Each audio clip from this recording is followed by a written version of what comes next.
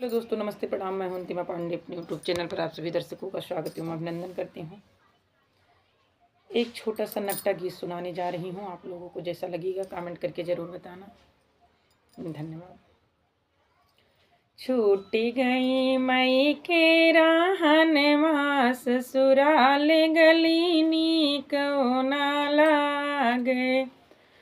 छूट गई मई के रहनवा, ससुराल गली को ना लागे। राजा दशरथ यस बपई जे छूटे, राजा दशरथ ऐसा बपई जे छूटे।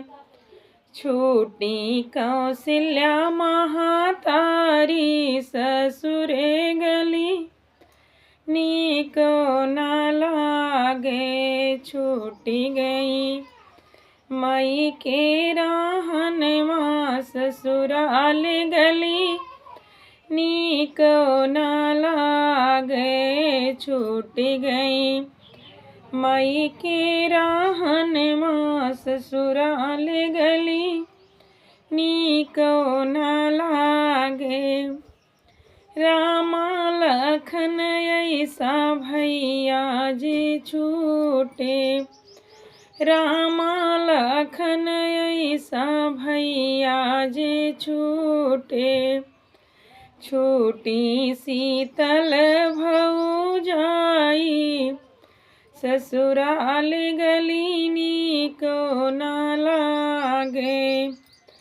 छूटी शीतल भौजाई, ससुरे गली नीको ना लागे।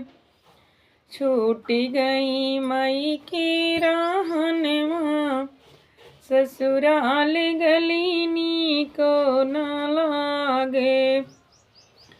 चंदा सूरज ऐसी बहिनी जे छूटी, चंदा सूरज ऐसी बहिनी जे छूटी।